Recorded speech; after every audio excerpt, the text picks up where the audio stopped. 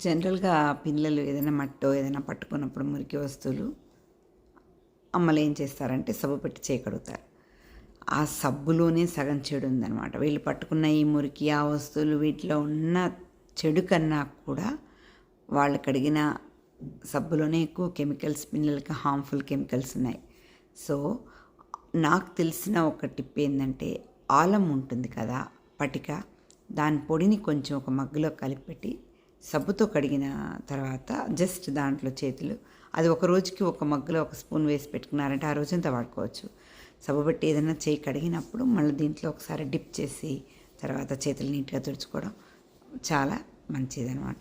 అంటే chemical effect పిల్లలకి లేకుండా ఉంటుంది. తర్వాత ఈ ఫినాయిల్ ఈ ఇంటికి యూజ్ చేసి ఫ్లోర్ క్లీనింగ్ చేస్తాం కదా, దాంట్లో ఎంతో కెమికల్ ఉంటుంది. ఇప్పుడే కదా తుడిచారు, ఇంకా కింద దింపండి ఆడుకుంటారు అంటారు. అసలు అదే పిల్లలకి అది వాసన చూసినా కూడా పొరపాటున పిల్లలు తెలియక నాకుతుంటారు. పిల్లలకి ఏం తెలుసు, అలా టచ్ అయినా కూడా చేతులకి టచ్ అయ్యి వాళ్ళు నోట్లో పెట్టుకున్నా కూడా పిల్లలకి చెడే. సో దీనికి ఏం చేయాలి బెటర్ అంటే అలా తుడవకుండా అవ్వదు కదా. సో ఒకసారి ఫినాయిల్ నీళ్ళతో తుడిచిన తర్వాత నెక్స్ట్ ఆ వాటర్ తీసేసి ప్లెయిన్ వాటర్లో కొంచెం సాల్ట్ వేసి పిల్లలున్న ఇంట్లో స్పెషల్గా ఒకసారి తుడుచుకోవడం చాలా మంచిది. ఇది అందరూ ట్రై చేసి చూడండి.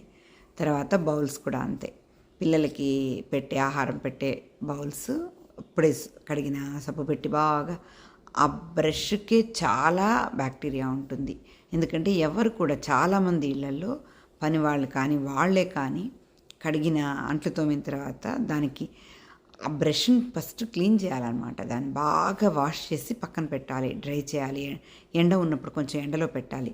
అలా చేయకుండా ఉంటే దాంట్లోనే చాలా బ్యాక్టీరియా ఉంటుంది. ఈ సబ్బు కెమికల్ ఇవి రెండు కలిపి తోమిన బౌల్స్లో పిల్లలకి అన్నం పెడితే అది చాలా చెడు. దానికి బదులుగా కొంచెం గోరువెచ్చని నీళ్ళలో సాల్ట్ వేసి కొంచెం తొలిచి ఆ బౌల్లో పిల్లలకి ఆహారం పెట్టడం చాలా మంచిది.